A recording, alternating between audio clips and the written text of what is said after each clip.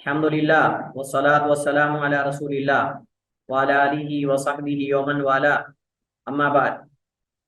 जी, आज हमारे पास जो मौजू है उसका ताल्लुक है सुलह के साथ। सुलह के अहकाम व मसाइल।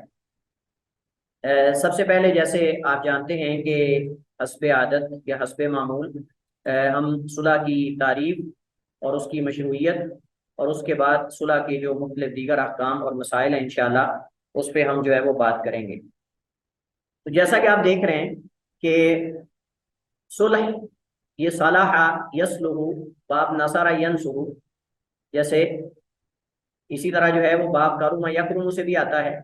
सालुहा यसलुहु, कारुमा यकरुमु।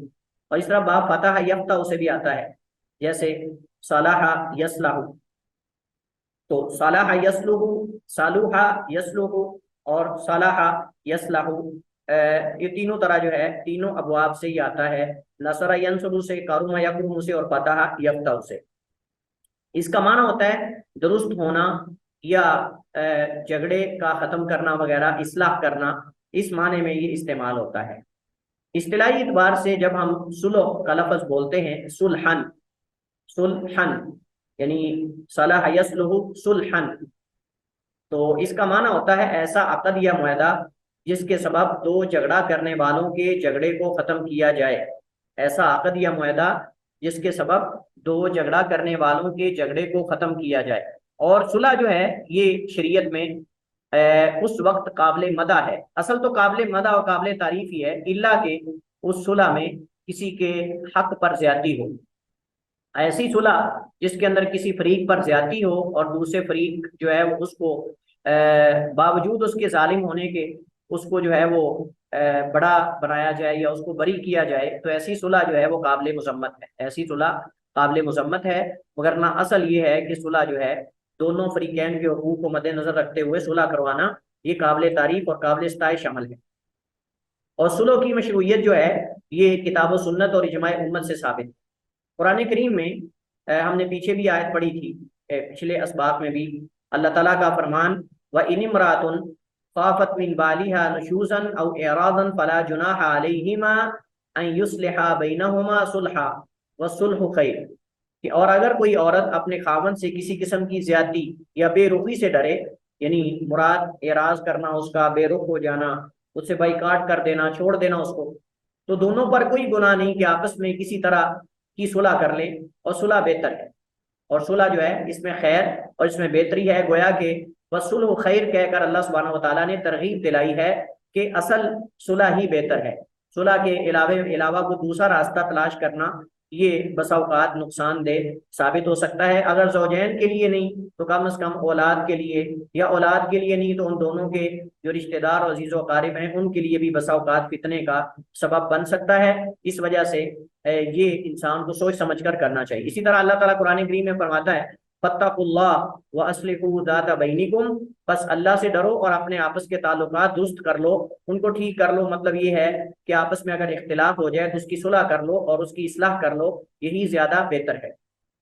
और तीसरी आयत सूरह हुजुरात में, अगर दो मोमिन भाई आपस में लड़ पड़े या दो जमातें आपस में लड़ पड़े तो उसके बारे में अल्लाह ताला फरमाता है, इन्नमल मुमिनूना इख्वा फास्लिहू। तो यहाँ अल्लाह ताला फरमाता है इन्नमल मुमिनूना इख्वा, कि सिवाय इसके नहीं बेशक मोमिन तो भाई हैं। फास्लिहू बैना अखवैकुम, बस अपने दो भाइयों के दरमियान सुलह करवाओ। वत्तकुल्लाह लअल्लकुम तुरहमून, अल्लाह से डर जाओ और ताकि तुम जो है तुम्हारे ऊपर रहम किया जाए या तुम रहम किए जाओ।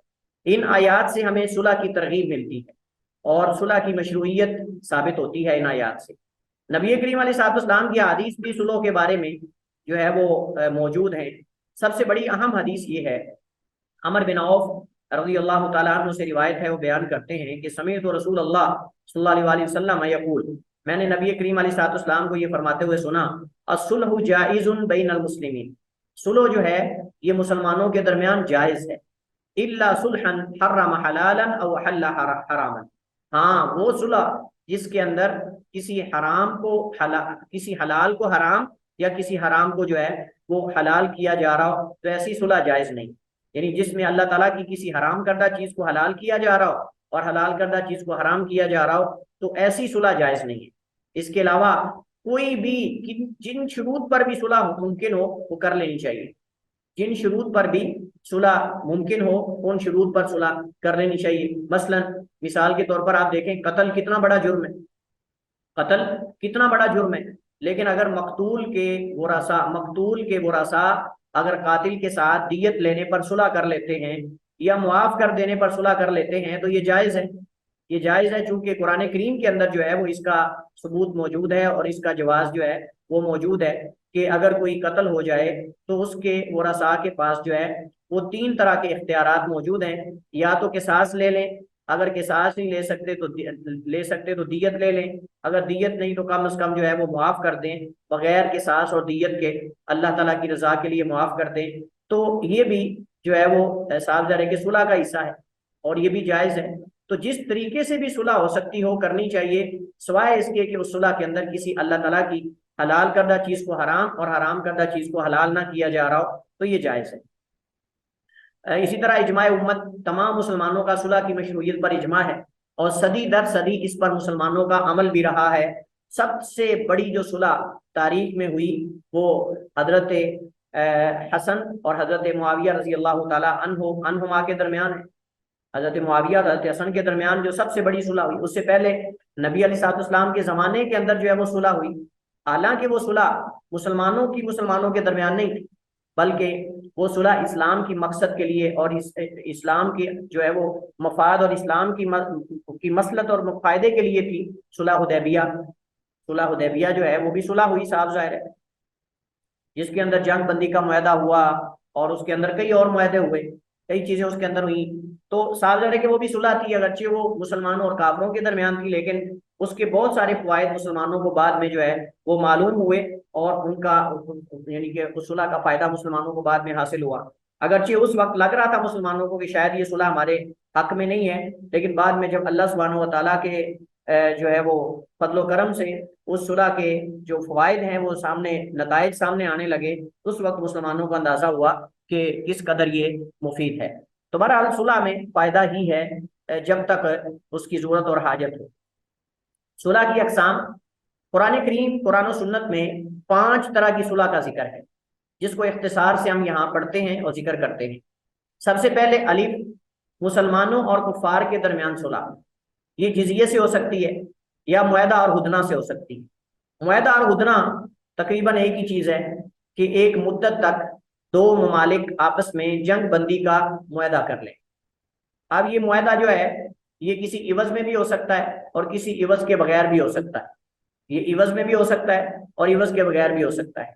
और जिजिया ये है कि कोई गैर मुस्लिम इस्लामी रियासत में वो रहें, इस्लामी रियासत की जिम्मेदारी उनकी हिफाजत करना है और उनका काम ये है कि वो उस इस्लामी रियासत के खिलाफ बगावत ना करें, गद्दारी ना करें और उसके मतहत रहकर आज़ादाना अपने मजहब या अपने दीन पर अमल करें। जैसे नबी अलैहिस्सलाम ने यहूद से जो है वो सुलह की थी, यहूद से जो खैबर के यहूद थे। इसी तरह जो है वो खुलफाए राशिदीन के ज़माने के अंदर जो फतूहात हुई उनमें कई इलाके जो हैं उनके साथ मुसलमानों ने जिजिया लेकर उनको इस्लामी रियासत के अंदर रहने की इजाज़त दी। कई अहले ज़िम्मा और कई जिजिया देकर रहते थे। और उसके बाद भी सलाहुद्दीन अय्यूबी के दौर के अंदर भी, मुसलमान मुख्तलिफ बादशाहों के दौर के अंदर कुफार से ये जिजिया जो है वो लेकर उनको इस्लामी रियासत और इस्लामी इमारत के तहत जो है वो उनके माल और जान की हिफाजत के बदले में उनसे जिजिया लिया जाता था। जिजिया असल में ये कोई जालिमाना निज़ाम नहीं है, जैसे कि बाज मुस्तशरिकीन और बाज कुफार और मुल्हिदीन इस्लाम पर ये एतराज़ करते हैं। वो कहते हैं कि देखें, ये जिजिया लिया जाता था, गैर मुस्लिम लोग हैं उनसे इस्लामी रियासतें जिजिया लेती थी और ये एक टैक्स है और ये जुल्म है। तो हम कहते हैं कि अगर आप इस जिजिये की हकीकत को मालूम कर लें तो आपको पता चल जाए कि इस्लाम के अंदर जिजिये का निज़ाम क्या है। असल में ये जिजिया जो होता था ये लोगों के माल और जान की हिफाजत के बदले में होता था।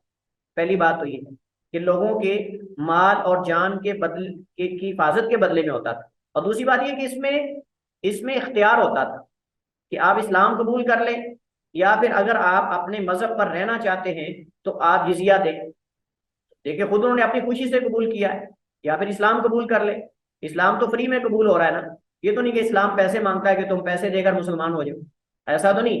लेकिन साफ है कि उनकी शकावत और बदबख्ती कि वो इस्लाम को कबूल ही नहीं करना चाह रहे। तो फिर ठीक है, अगर इस्लाम कबूल नहीं करना चाह रहे तो दूसरा ऑप्शन है कि वो जिजिया दें, और जिजिया इस बदले में दें कि इस्लामी रियासत उनकी हिफाजत करेगी। इस्लामी रियासत उनको जो अकलियात के हकूक हैं वो देंगी, उनके माल जान की हिफाजत करेंगी। अगर कोई दूसरा मुखालिफ जो मुसलमानों का दुश्मन है अगर उन पे हमला करना चाहे तो उसका दिफा करेंगे, इसके बदले में ये जिजिया होता था। और ये जिजिया सिर्फ जो है वो नौजवान जो जंगजू होते थे उन पर होता था। ये जिजिया सिर्फ नौजवान जंगजुओं पर होता था, ये बच्चों पर, औरतों पर नहीं होता था, बूढ़ों पर नहीं होता था। इससे कई लोग मुस्तस्ना होते थे।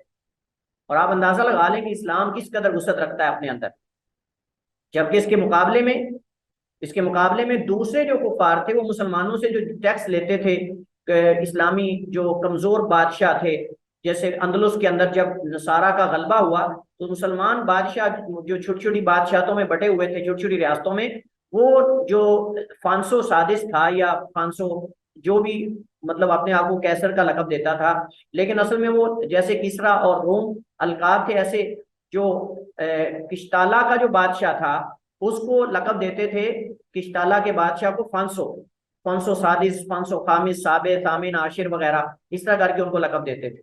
तो ये फांसो सादिस, साबे, तामिन वगैरह जो हैं, इनको एक अरसे तक जो है वो मुसलमान बादशाह, जब जवाल हुआ मुसलमानों को, अंदलुस में मुसलमान कमजोर हो गए, छोटी छोटी रियासतों में बट गए, ये अपनी रियासत लेके बैठ गया, वो अपनी रियासत लेके बैठ गया, कोई कोई कुर्तबा चला गया, कोई किश्ताला सॉरी उसमें, कोई जो है वो इशबिलिया में, कोई सरखस्ता में, कोई जो है वो जजीरा में, कोई जो है वो जबल तारिक में, और कोई कहीं इस तरह करके वो छोटी रियासतें बच गई। तो फिर उन्होंने मुसलमानों पे जिजिया लगा दिया, नसारा ने जिजिया लगा दिया कि आप जिजिया दे दो वरना हम आप पे हमला करने लगे।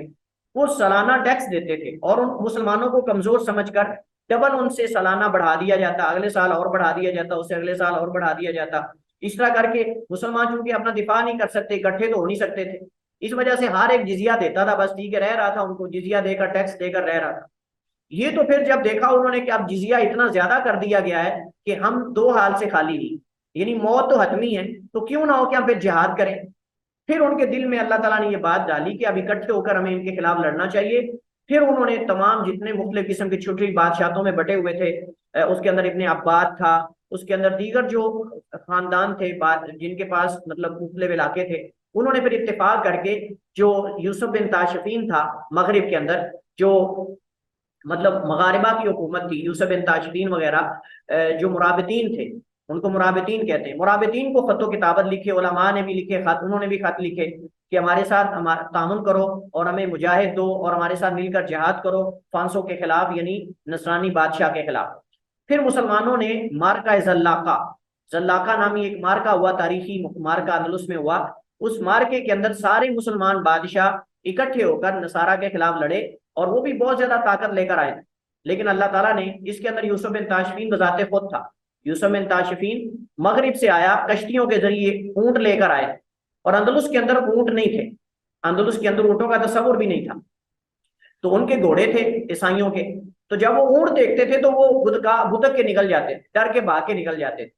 तो 10,000 का तकरीबन लश्कर यूसुफ बिन ताशफीन लेकर आया था मगरिब से, मुसलमानों की मदद करने के लिए, उनके साथ मिलकर जिहाद करने के लिए।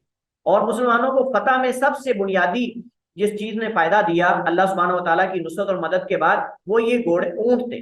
ऊंट जो है ये चूंकि सहरा का जहाज है और अंदलुस के अंदर इनका तस्वुर नहीं था, अंदलुस के अंदर चूंकि वो एक सब्जो शदाब इलाका, वहां घोड़े ज्यादा थे, तो वो जब ऊंटों को देखते थे जंग के अंदर तो गुदक जाते थे, डर के भाग जाते थे। तो इस वजह से मुसलमानों को अल्लाह ताला ने जो है वो मदद दी, उनको फतह दी अल्लाह ताला ने मुसलमानों को।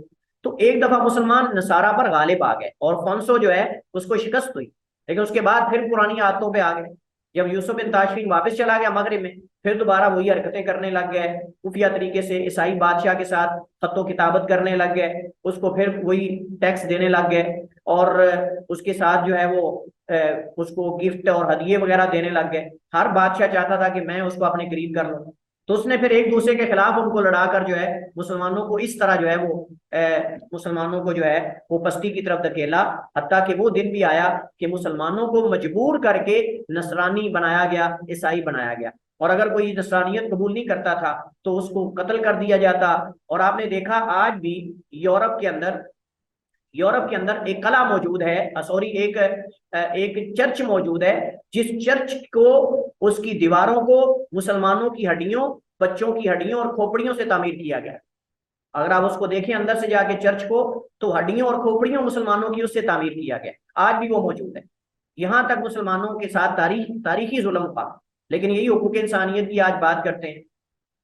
तो इस्लाम ने जो हुकूक दिए अकलियात को, जरा उनको भी पढ़ लें कि इस्लाम ने क्या किया है। लेकिन अंदलुस के अंदर जब मुसलमान कमजोर हुए तो उनको बाकायदा तलवार के जोर पर ईसाई बनाया गया, जो नस्रानियत कबूल। और आज कितनी ऐसी फैमिलीज हैं वहां यूरोप के अंदर, यानी अंदलुस जो पहला अंदलुस है और आज यूरोप बन चुका है, वो उसके अंदर कई ऐसी फैमिलीज जो मुसलमान थे, तारीखी एतबार से मुसलमान थे, लेकिन वो आज नस्रानी बन चुके हैं। आज वो औरतें, आज वो मर्द जो पहले मुसलमान हुआ करते थे, आज वो ईसाई बच्चे बच्चियां जन्म दे रहे हैं।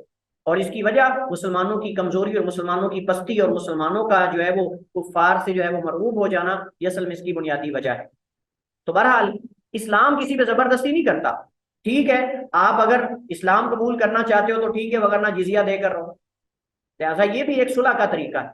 इसी तरह मुआहदा और हुदना, 10 साल तक जंग बंदी का मुआहदा, सलाहुद्दीन अय्यूबी।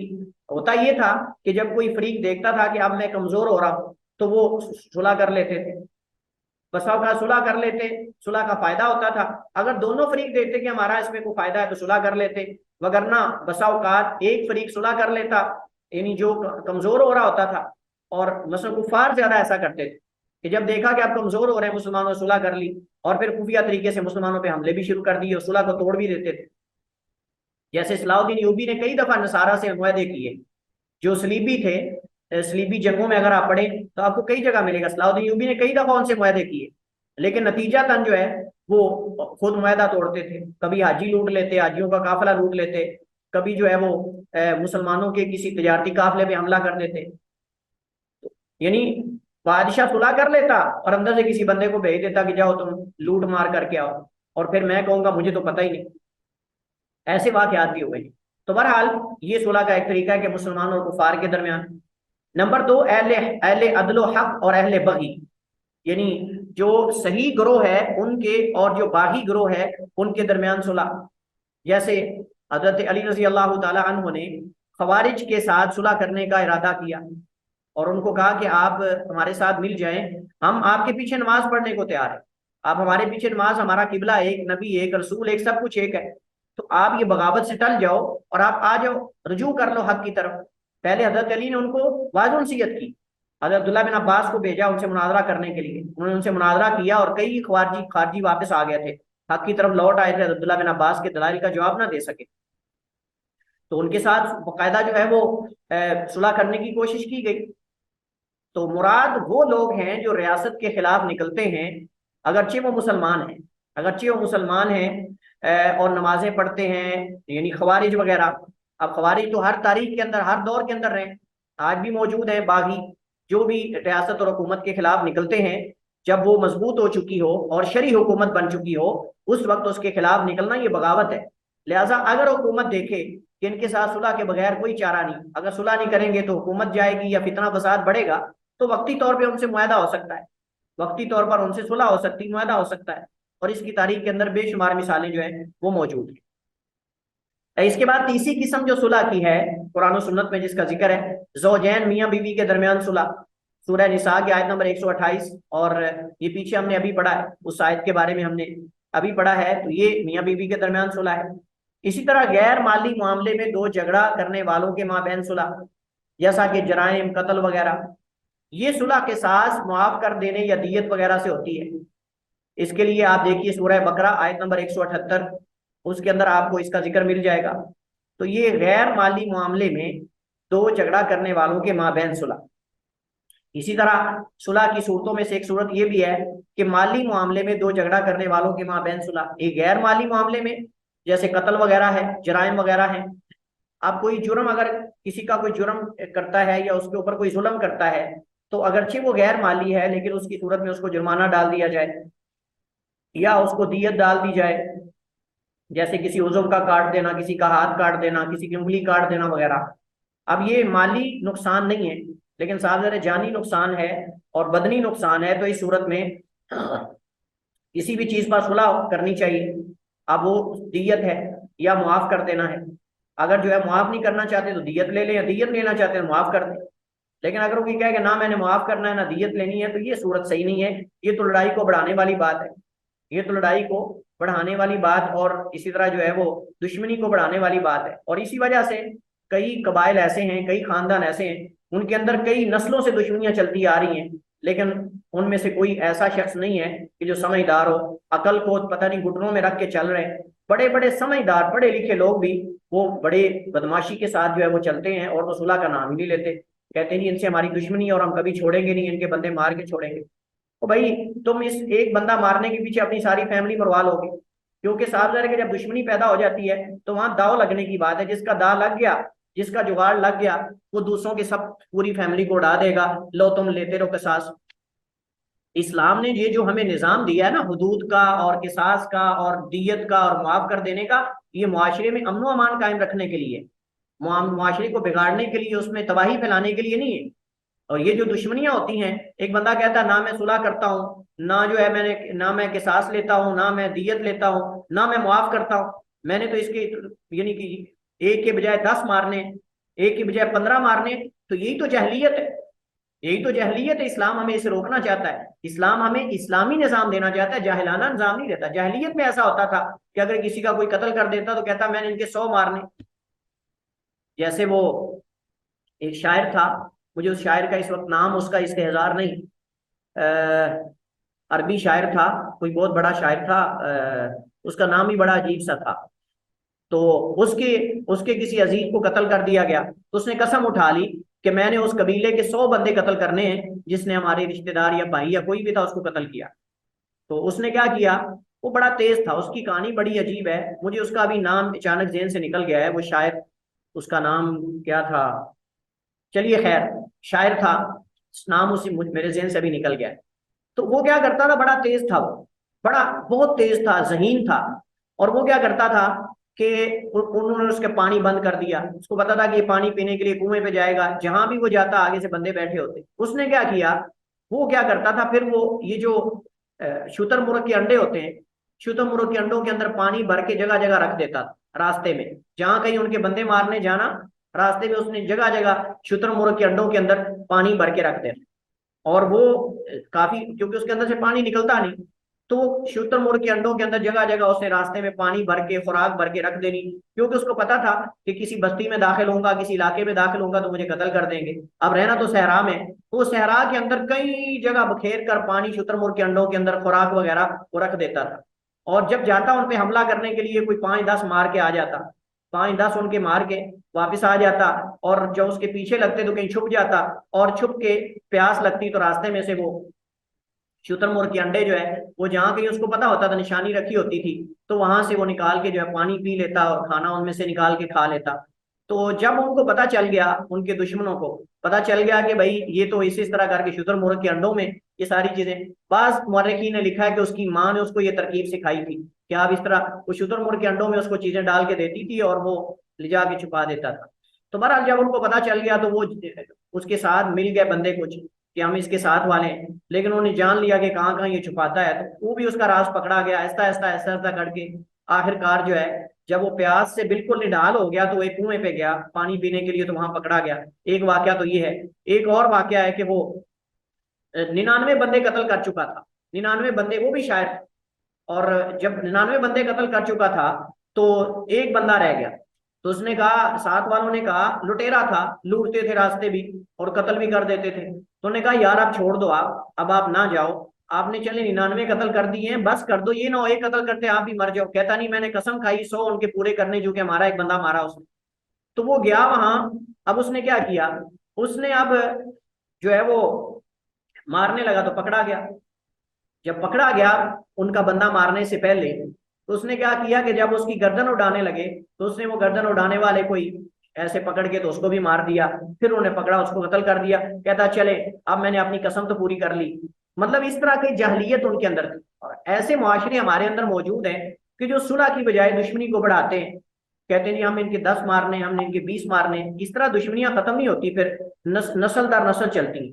और ये बसा औकात जो पठान लोग होते हैं उनके अंदर ज्यादा इस तरह की चलती हैं। पठान या कबायली लोग जो होते हैं उनके अंदर ये जहलियत ज्यादा है। तो बहरहाल इस्लाम हमें एक ऐसा निज़ाम देता है कि जिसके अंदर ये दुश्मनियां खत्म हो जाती हैं। और वो ये है कि या तो किसास हो, अगर किसास नहीं है तो फिर जो है वो दियत हो, अगर दियत नहीं है तो फिर मुआफ कर देना चाहिए। इन सूरतों में से कोई, तो यही इससे हमारे इख्तिलाफात जो है वो खत्म हो सकते हैं। इसके बाद है कि माली मामलात में दो झगड़ा करने वालों के माबैन सुलह, ये वो किस्म है जिसका ताल्लुक फिका से है, और यही हमारा मौजू है। और यही हमारा मौजू है कि माली मामले में दो झगड़ा करने वालों के माबैन सुलह। अमवाल में सुलह की अकसाम। अब चूंकि हमारा मौजू माली मामलात में सुलह है, तो अमवाल में सुलह जो है वो दो किस्म की होती है। नंबर एक, ऐसी सुलह जिसमें मुद्दा अलैह इकरार कर ले, यानी वो जो मुद्दई ने उसके बारे में दावा किया है वो उसे तस्लीम कर ले, फिर किसी जायज शर्त पर सुलह का मुतालबा करें, ये बिल इत्तिफाक जायज है। हम माली मामलात में सुलह की बात कर रहे हैं कि किस मामले में सुलह हो सकती है और किस मामले में सुलह नहीं हो सकती। तो पहली सूरत यह है कि जो मुद्दई ने मुद्दा अलैह पर दावा किया था किसी माली मामले का, वो उसको तस्लीम कर ले, लिहाजा इसमें जायज शर्त पर जो है वो सुलह हो सकती है। ठीक है, और इसमें कोई इख्तिलाफ अगली सूरतों में। नंबर दो, ऐसी सुलह जिसमें मुद्दा अलैह इनकार कर दे, यानी जो उस पर दावा किया गया है उसका इनकार कर दे। जैसा कि मुद्दई कहे इसने मेरा 1 लाख कर्ज देना है या फलां घर मेरा है, मुद्दा अलैह इसका इनकार कर दे, फिर मुद्दई से सुलह का मुतालबा करें, फिर मुद्दई से सुलह का मुतालबा करें। तो क्या इस सूरत में सुलह करनी चाहिए कि नहीं करनी चाहिए, इसमें उलमा के दरमियान इख्तिलाफ है। मुद्दई ने दावा किया कि इसने मेरा कर्ज देना है या इससे मेरा माल देना है या फलां घर मेरा है या फलां चीज मेरी है, और मुद्दा अलैह जो है वो इसका इनकार कर दे, वो कहे कि मुझे तो जी इसका पता ही नहीं, मैं तो इसको जानता ही नहीं और मैंने इसने मुझे कर्ज दिया ही नहीं। तो क्या इस सूरत में हम उनके दरमियान सुलह करवा सकते हैं या कि इसके अंदर मजीद तहकीक की जरूरत है?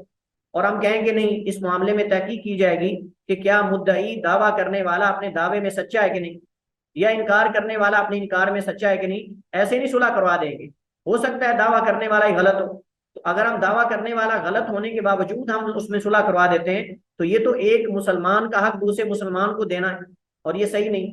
लिहाजा इस वजह से मुसलमान उलमा के दरमियान इस मसले में इख्तिलाफ हुआ। तो ये जो मैं आपको शुअरा के नाम बता रहा था कि जिन शुअरा के बारे में मारूफ है कि वो उनका कोई कबीले का कत्ल हो गया तो उन्होंने कहा कि हम किसास में जो है वो इतने बंदे कत्ल करेंगे, 100 बंदे। तो वो शनफुरा है, अशनफुरा। अशनफुरा, इसके बड़े अजीबो गरीब वाकयात हैं ये। अगर आप लिखेंगे ना कि वो शुआरा अरबी जो लुटेरे थे यानी डाकू थे, रास्ते लूटते थे, तो उसके अंदर शनफुरा है और ताब्बा तशर्रा है। ताब्बा तशर्रा यानी इस तरह के इनके नाम ही बड़े अजीब थे। ये जो शनफुरा है ना, इनकी वालिदा जो है वो इसे इस तरह करके शुतुरमुर्ग के अंडों के अंदर खाना वगैरह डाल के देती थी। तो ये है शनफुरा और ताब्बा तशर्रन और उर्वा वगैरह, और इस तरह के कई और जो है जाहिलियत के शुआरा जो लुटेरे थे और साथ शायर भी थे। तो इनके बड़े अजीबोगरीब किस्म के इस तरह के वाकयात, ये शनफुरा का वाकया था जो मैं आपको बता रहा था। और इसके बड़े अजायब हैं, आप अगर पढ़े तो महजूज होंगे आप इसकी हालात जिंदगी पढ़ के। चलिए, तो अब इसमें इख्तिलाफ है कि एक बंदे ने दावा किया किसी बंदे पर कि इसने मेरा कर्ज देना है या ये घर मेरा है, और मुद्दा अलैह ने इनकार कर दिया। अब इस सूरत में क्या सुलह करवाई जा सकती है कि नहीं, तो इसमें कई एक अक़वाल। पहला कौल ये है कि ऐसी सूरत में सुलह जायज़ है, बशर्ते कि मुद्दाई अपने दावे के सही होने का एतकाद रखता, मुद्दाई अपने दावे के सही होने का एतकाद रखता हो, और मुद्दा अलैह का और मुद्दा अलैह का एतकाद हो कि उसका मेरे ऊपर कोई हक नहीं, और मुद्दा अलैह का एतकाद हो कि उसका मेरे ऊपर कोई हक नहीं। या तो वो सिरे से इनकार कर दे या फिर खामोश हो जाए और झगड़ा खत्म करने के लिए मुद्दई से किसी चीज के इवज में सुलह कर ले।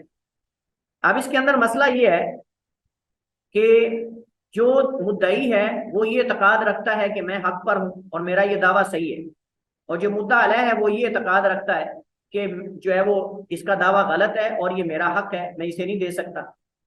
दोनों इतकाद उनका है। अब एक एक बंदा वैसे नहीं कि उसको पता है, शक है उसको कि मैं इसका ये सामान नहीं देना या ये वो है, लेकिन इसके अंदर उसको यकीन है कि मैंने इसका कुछ नहीं देना, और लेने वाले को यकीन है कि मैंने लेना है। अब मसला ये है, लेकिन गवाह किसी के पास भी नहीं, गवाह किसी के पास भी नहीं, दलील किसी के पास भी नहीं। तो ये जमहूर उलमा का कौल है, वो कहते हैं कि इस सूरत में दोनों के दरमियान सुलह किसी जायज शर्त पर हो सकती है। इनकी दलील, वो कहते हैं कि सुलह के उमूमी दलाइल, आम दलाइल कुरान और हदीस के अंदर सुलह की तरगीब दिलाई गई है, तो सुलह ही ज्यादा अफजल है। असुलह खैर, कुरान करीम में वसुलह खैर, और सुलह ज्यादा बेहतर है, लिहाजा इनकी उमूमी सुलह के दलाइल है। दूसरा कौल ये है कि ऐसी सूरत में सुलह जायज नहीं, ये शाफिया का कौल है। इनकी क्या दलील है, जो कहते हैं कि अगर मुद्दई दावा करे और वो इस बात पे यकीन रखता है कि उसका दावा सही है, और मुद्दा अलैह इनकार कर दे और वो इस बात पे यकीन रखता है कि इसका दावा गलत है और वो हक पे है, इस सूरत के अंदर वो कहते हैं सुलह जायज नहीं। इनकी दलील, इन्होंने कहा कि ये एक सुलह है जो हलाल को हराम या हराम को हलाल करने वाली है, जो हलाल को हराम और हलाल को हराम करने वाली है। कौन आप में से बताएगा कैसे हलाल को हराम और हराम को हलाल करने वाली है? कोई है जो बताएगा?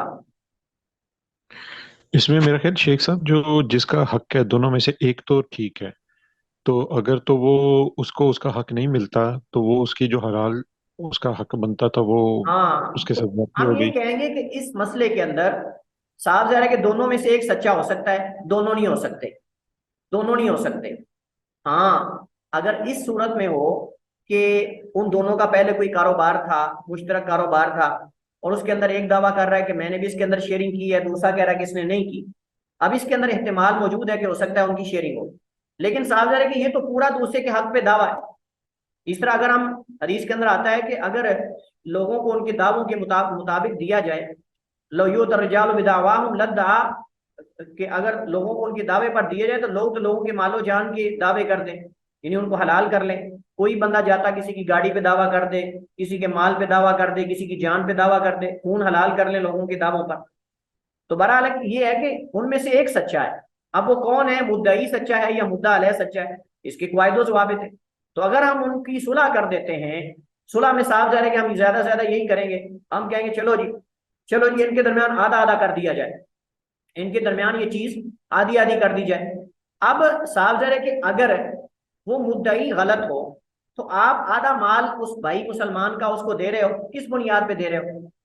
सादर है कि एक हराम माल जो मुद्दई के लिए लेना जायज नहीं, वो उसको दिया जा रहा है।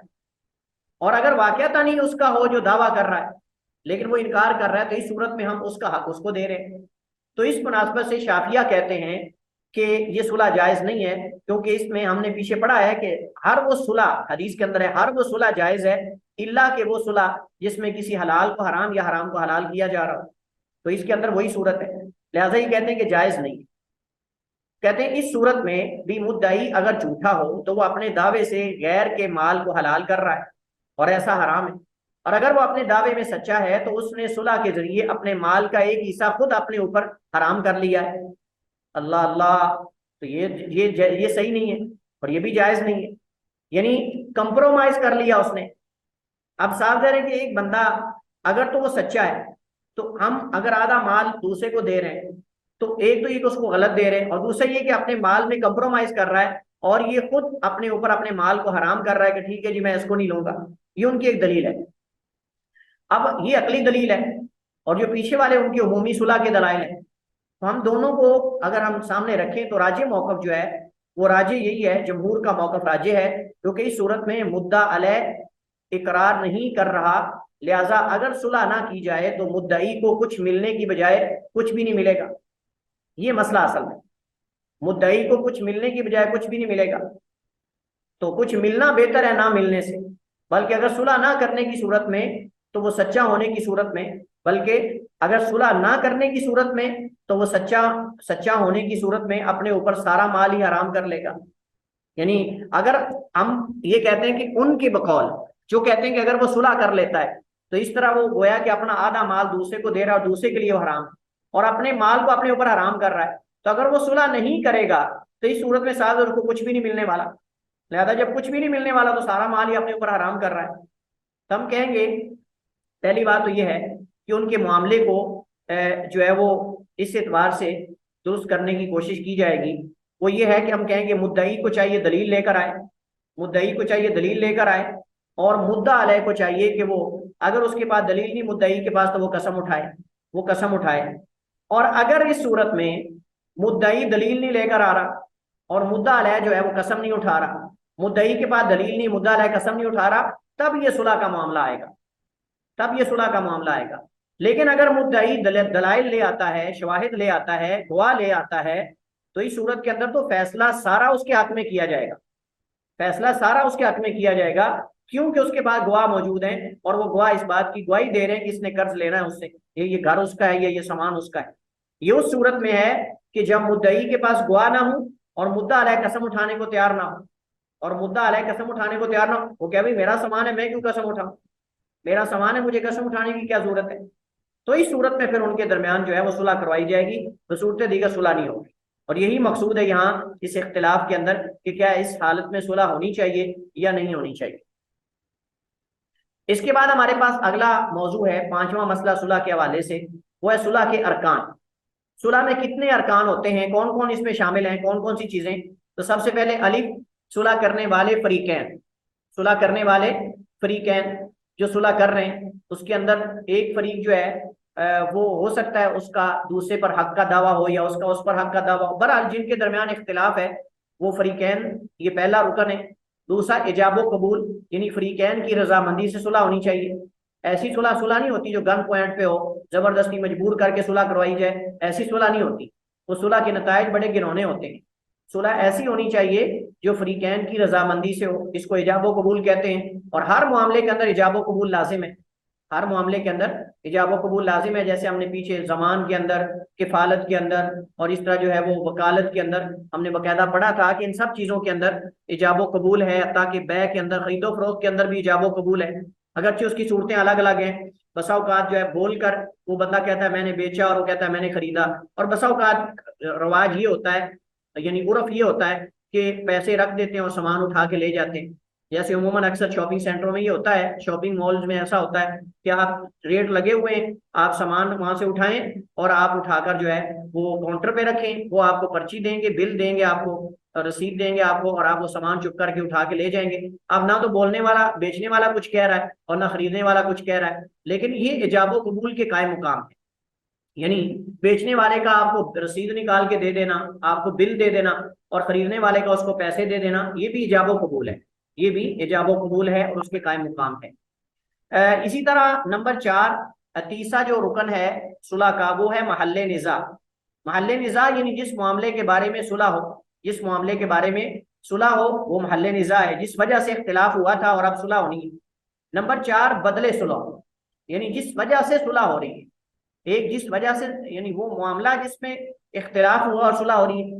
और चौथी चीज वो है कि जो इवज है सुलह का, सुलह का इवज, यानी सुलह के इवज में जो चीज दी जा रही है उसको बदले सुलह कहते हैं। साफ है कि जब भी किसी के दरमियान इख्तिलाफ होता है तो उसमें कोई ना कोई ऐसी चीज रखी जाती है जिससे उन दोनों के दरमियान सुलह हो, उन दोनों के दरमियान जो है वो सुलह हो। मतलब जमीन के अंदर कोई झगड़ा था तो उस जमीन के अंदर कहा जाता है जी इसने जो है वो यहाँ रखना है निशान, वो कहता है यहाँ रखना है, ये मेरी तरफ इतना हिस्सा, वो कहता है मेरी तरफ है, कहता है आप ऐसा करो कि आप दरमियान में कर लो, ना इधर ना इधर, कुछ हिस्सा वो छोड़ दे, कुछ हिस्सा वो छोड़ दे। अब साफ है कि वो जो आपने हिस्सा छुड़वाया है उनसे, आपने कहा कि आप छोड़ दो, ये बदले सुलह है, ये बदले सुलह है। या जैसे हम कहते हैं कि जी वो मतलब कि दियत रख दी जाती है कि तुम इतनी दियत दे दो, या ये किसी ने अगर नुकसान किया किसी का तो वो जमानत जो रखी जाती है वो बदले सुलह होती है। सुलह के दरमियान उनके सुलह करवाने के लिए जो उसका इवज होता है, मुआवजा होता है, उसको बदले सुलह कहते हैं। नंबर 6, सुलह की शराइत, सुलह की शुरूत क्या है जी, ये छठा मसला है सुलह के मसाइल में से। इसकी कई एक अकसाम है सुलह की शुरूत में। नंबर 1, मुसाले की शुरूत, मुसाले यानी सुलह करने वाला, इसकी क्या शुरूत है जी, इसकी कई एक शुरूत है। नंबर 1, अलिफ, आकिल हो, बालिग हो, लिहाजा बच्चे और मजनून की सुलह का कोई एतबार नहीं, क्योंकि इनमें अहलियत फाकिद है और ये अहल नहीं कि सुलह करें या करवाएं।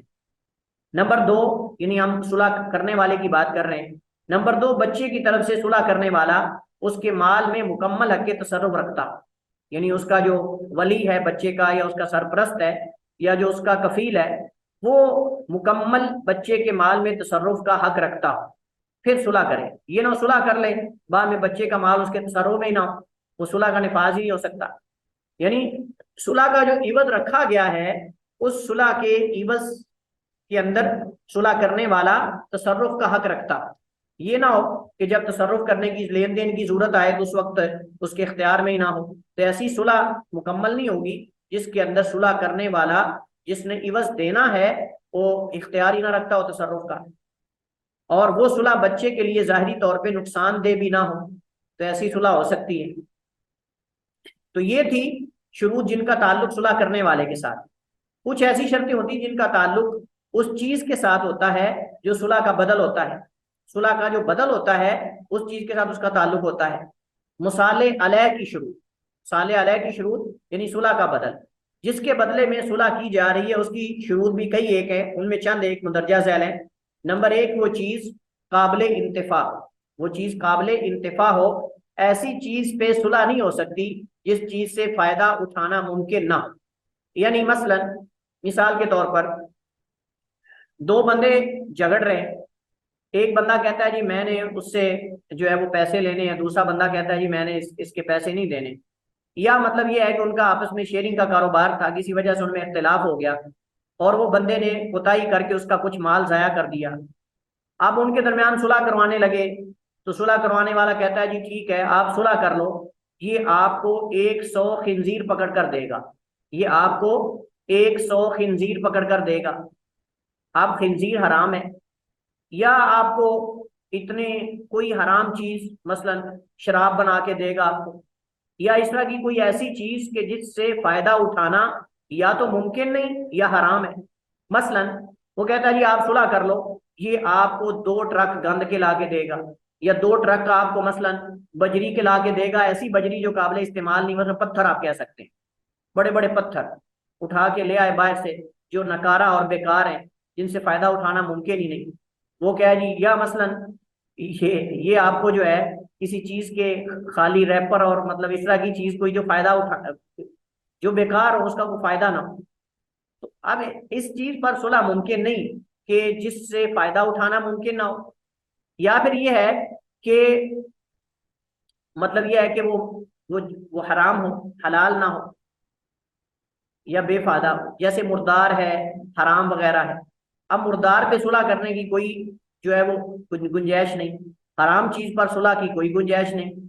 या मसला मिसाल के तौर पर सुलह इस बात पर भी हो सकती है, जैसे मैंने आपको मिसाल दी थी कि एक बंदा किसी दूसरे बंदे की बेटी के साथ ज्यादती कर लेता है या बदकारी कर लेता है, तो वो कहता है जी ठीक है, अब अदालत के अंदर मामला जो है वो पहुंच सकता है और पहुंचना चाहिए।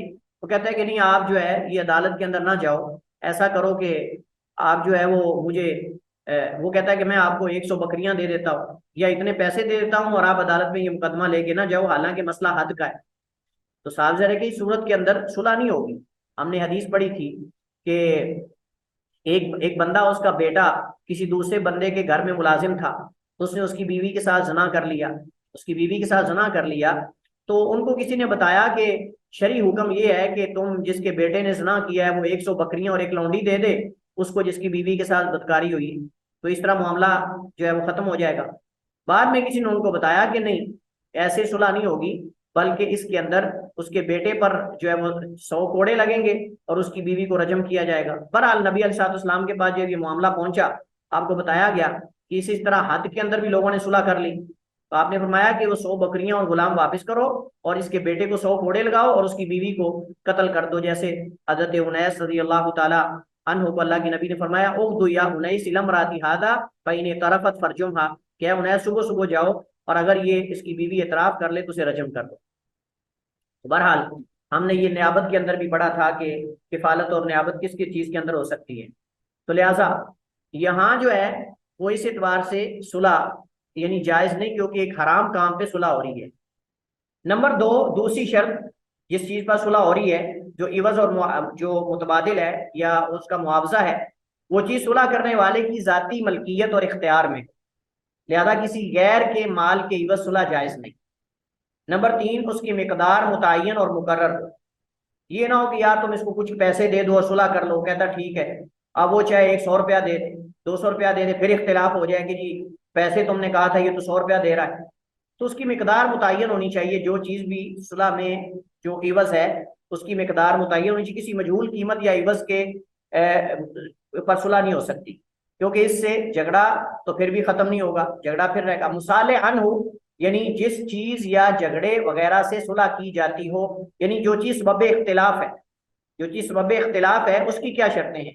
नंबर एक, उसका ताल्लुक हुकूकुल इबाद से हो, हुकूकुल्लाह के अंदर सुलह नहीं, हुकूकुल्लाह के अंदर सुलह नहीं। चोरी, शराब, जिना, इस जैसे जराइम के अंदर सुलह नहीं है। जब काजी तक, हाकिम तक मसला पहुंच जाए फिर सुलह नहीं हो सकती। यानी अगर जो है वो एक आदमी की बेटी ने और एक आदमी के बेटे ने अगर ज़िना कर लिया है, अब अदालत में मुकदमा पहुंच गया, काजी के सामने, कहते हैं ठीक है जी हमने सुलह कर लिया आपस में, छोड़ दो इसको, नहीं। अब काजी और हाकिम भी सुलह नहीं कर सकता, क्योंकि इसके अंदर इसके अंदर जो है वो हद का नाफिज होना है, इसके अंदर जुर्माना, दियत वगैरह कुछ नहीं, ये कत्ल के अंदर है। लेकिन हुदूद के निफाज के अंदर अगर मामला काजी तक पहुंच गया अदालत के अंदर, अब वो खुद भी माफ नहीं कर सकता अगर साबित हो गया है, क्योंकि इसमें जो हुदूद हैं ये माज अल्लाह का हक है, लिहाजा उसके अंदर ये चीजें नहीं चलेंगी सुलह वगैरह।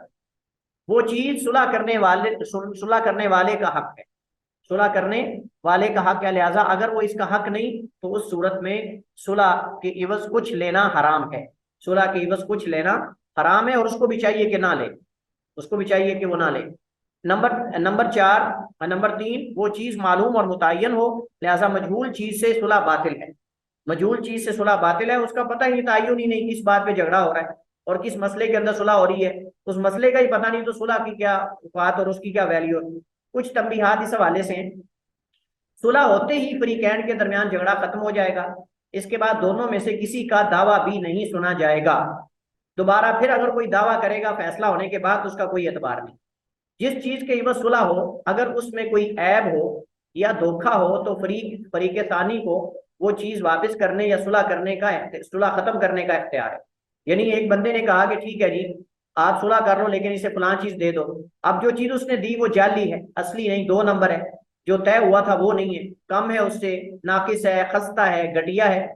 अब वो जो जो इवज ले रहा है, वो चाहे तो सुलह खत्म कर दे, ये चीज वापस कर दे, उसको कहे मुझे इसके मुतबादिल ला के दो, या फिर मैं सुलह खत्म करता हूँ, तो ये जायज है। जब सुलह किसी शर्त के जायज ना होने के सबब बातिल हो जाए, तो मुद्दई अपने असली दावे की तरफ दोबारा लौट जाएगा। जब सुलह किसी शर्त के जायज ना होने के सबब बातिल हो जाए, तो मुद्दई अपने असल दावे की तरफ दोबारा लौट जाएगा। यानी अगर उसमें कोई ऐसी शर्त है जिस वजह से सुलह मुमकिन नहीं, तो अब मुद्दई दोबारा दावा करने का हक रखता है, मुद्दाई दोबारा दावा करने का हक रखता है, लेकिन सुलह होने के बाद दोबारा दावा करना सही नहीं। लेकिन अगर सुलह किसी तरीके से बातिल हो गई, सुलह नहीं हो सकी, तो अब मुद्दई दोबारा दावा कर सकता है, और ये उस वक्त होगा जब मुद्दा अलैह इनकार कर दे, जब मुद्दा अलैह इनकार कर दे। लेकिन अगर मुद्दा अलैह मान रहा है तो फिर दोबारा दावा करने का फायदा ही नहीं, क्योंकि वो तो तस्लीम कर रहा है, अब मसला उस पर कानून को लागू करने का है, मसला उसे वो चीज निकलवाने का है, अब मसला वो तस्लीम तो कर रहा है। लेकिन उस सूरत में कि अगर वो तस्लीम ना कर रहा हो तो फिर मसला है, लेकिन अगर वो तस्लीम कर रहा है, उसको इनकार कर रहा है, तो इस सूरत के अंदर फिर वो दोबारा अपना दावा जो है वो दायर कर सकता है, वरना अगर वो तस्लीम कर रहा है तो दोबारा दावे की जरूरत नहीं है। और इसी तरह जो है वो इसके अंदर फिर सुलह भी नहीं होगी अगर वो तस्लीम कर रहा है कि इसका मेरे ऊपर हक है। तो बहरहाल ये थे आप अहम मसाइल और अहकाम सुलह के हवाले से जो हमने पढ़े, इसी पर इत्तिफाक करते हैं। वल्लाहु ताला अलम व अहकम व सल्लल्लाहु वसल्लम अला नबीना मुहम्मद व अला आलिहि व सल्लम।